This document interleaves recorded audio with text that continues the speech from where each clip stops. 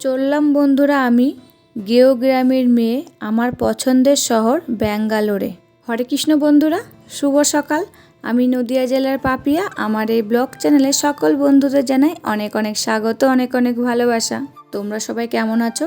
আশা করছি তোমরা যে যেখানে আছো সবাই খুব ভালো আছো আর সুস্থ আছো। আমিও না বেশ ভালো আছি। আজকে হচ্ছে শনিবার, এখন সকাল 8:30 মতো বাজে। এখন থেকে তোমাদেরকে সাথে নিয়ে ব্লগটা শুরু করছি। আশা করছি ব্লগটা ভালো লাগবে। আজকের ভিডিওটা হাওড়া স্টেশন থেকে শুরু করছি।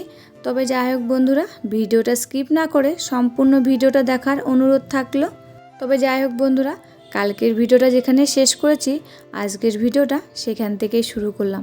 এখন আমরা এই দেখো হাওড়া স্টেশনের ভিতরে ঢুকে গেছি, সেটাই তোমাদের সাথে শেয়ার করলাম। আর এই দেখো আমাদের ট্রেন চলে এসেছে। আর আমার টাইটেলটা দেখে তোমরা বুঝতেই পারছো আমরা কোথায় যাচ্ছি। আমার ননদ বাড়ি ব্যাঙ্গালোর, তা সেখানেই এবার পুজোটা কাটাবো। তার জন্যেই এই দেখো রওনা দিয়েছি। আর এইটা আমাদের ট্রেনে উঠে পড়েছি। আর দেখো ট্রেনটা ছেড়েও দিয়েছে। তা কিছু কিছু সিন তোমাদের সাথে শেয়ার করলাম। কিন্তু ট্রেনে তো 2 দিন লেগেছে, সেই 2 দিনের ভিডিওটা তোমাদের সাথে কিন্তু আজকে শেয়ার করছি।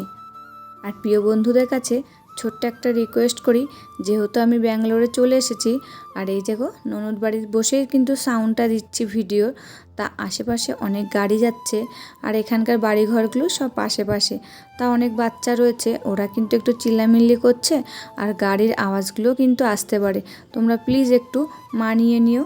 তবে যাই হোক বন্ধুরা, ট্রেনে যেতে যেতে সাইড কিছু সিন তোমাদের সাথে শেয়ার করলাম। আর ট্রেনের ভিতরে কী বা শেয়ার করব বলো, এই সাইড সিন ছাড়া। তাই এই দেখো ব্রিজটা শেয়ার করলাম। আর এই যে সুন্দর সুন্দর সব পাহাড়গুলো, সেইগুলোই শেয়ার করেছি তোমাদের সাথে। তবে যাই হোক বন্ধুরা, সত্যি গো আমার এই পছন্দের শহর হচ্ছে ব্যাঙ্গালোর। আমার খুব ইচ্ছা ছিল মেয়েকে এখানে পড়াশোনা করানোর, কিন্তু আমি তো পারলাম না করাতে, যেহেতু আমাদের সামর্থ্যে হয়নি। আমরা তো একেবারে নিম্ন মধ্যবিত্ত পরিবার থেকে বিলং করি, তা আমাদের অতটা সামর্থ্য নেই এখানে পড়াশোনা করানোর। আর কি বলতো, এখানে আমার ছোটো ননদের বিয়ে হয়েছে। এখানে বলতে বিয়ে হয়েছে আমাদের ওখানেই, জামাইবাবু এখানে চাকরি করে, সেই সোর্সে দিদিভাইরা এখানেই থাকে। আর দিদিভাইও কিন্তু এখানে একটা চাকরি করে, সেটা তোমাদেরকে পরে শেয়ার করব। আর কি বলতো, ওর জন্যই আমার খুব পছন্দ, যেহেতু এখানে আমাদের একজন ছিল আত্মীয় যে মেয়েকে পড়াশোনাটা করানো যেত। তার কি করব, পয়সাই কোলায়নি, তাই করাতে পারিনি। তবে যাই হোক বন্ধুরা, তারপরের দিন সকালবেলা, এটা রবিবারের সকালে দাঁত মাজা দিয়ে এবার শুরু করেছিলাম, সেটা তোমাদের সাথে খানিকটা শেয়ার করলাম। আর কি বলতো, আমি ট্রেনে বাসে না চড়তে পারি না, আমার বমি হয়। তা আমি বেশ অসুস্থ হয়ে গেছিলাম ট্রেনের ভিতর।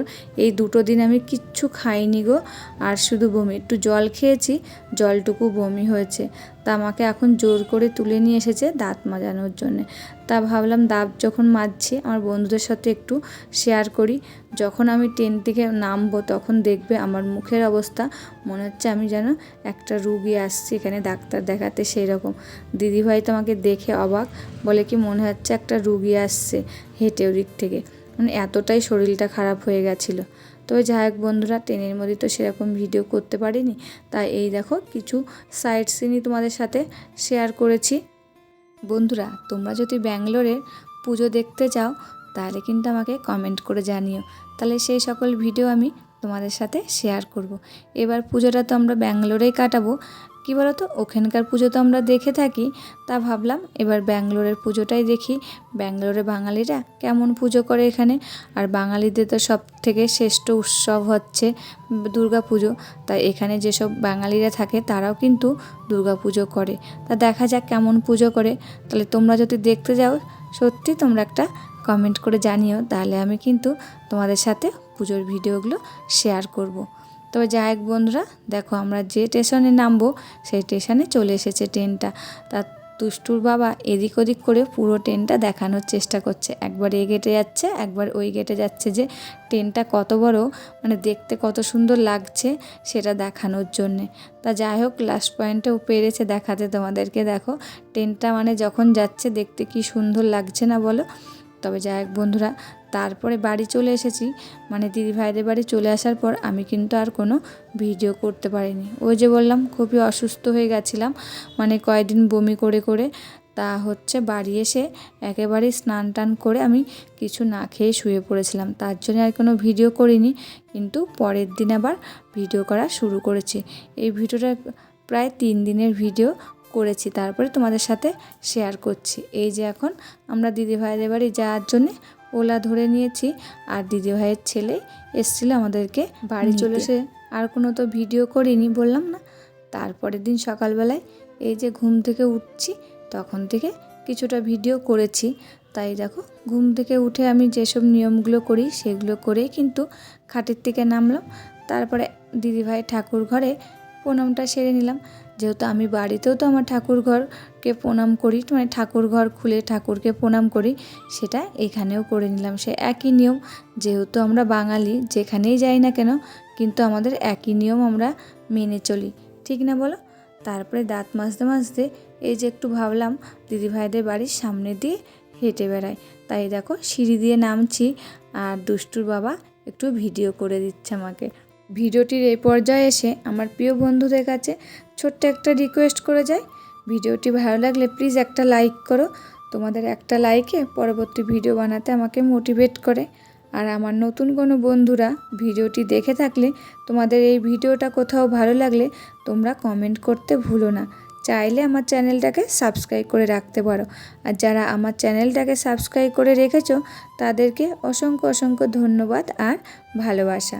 তবে যাই হোক বন্ধুরা, এই যে সকালবেলায় দাঁত মাজতে মাজতে একটু হাঁটাহাঁটি করে নিলাম, তারপরে জানো শরীরটা একটু ভালো হয়েছে। তা আবার উপরে এসে মুখটা ধুয়ে নিয়ে চা খেয়ে নিয়েছি। তারপরে দিদিভাইয়ের সঙ্গে একটু হাতে হাতে কাজ করেছি। আমি কিন্তু এই কয়দিন, মানে এই কয়দিন বলতে যে কয়দিন থাকবো এখানে, আমি কিন্তু এখানকার ভিডিওই তোমাদের সাথে শেয়ার করব। যখন আবার বাড়ি যাব তখন বাড়ির ভিডিও শেয়ার করব।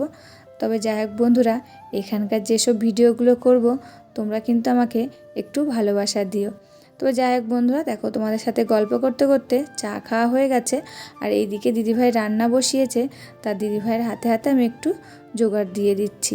তবে যাই হোক, আমরা তো এগুলো এরকম করে কাটতে পারি না, পটল আলু, তা চেষ্টা করছিলাম, তা কাটতে পারিনি। কটা কেটেছে, বাদ বাকি দিদিভাই কেটে নিয়েছে। তা দিদিভাই রান্না করছে, বললাম দাও আমি একটু বাটনা করে দিই, আমার বাটনা করতে বেশ ভালো লাগে। তা দিদিভাই রান্না করছে, আমি একটু হাতে হাতে জোগাড় করে দিলাম। তারপরে ওদিকে দিদিভাই বকছিল বলে আমি আবার চলে এসেছি ঘরে।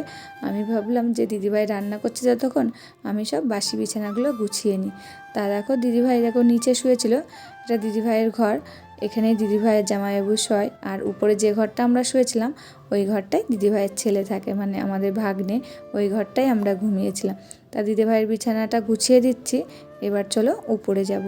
উপরে যে আমরা যে ঘরটা ঘুমিয়েছিলাম সেই ঘরটাকে একটু গুছিয়ে দেবো।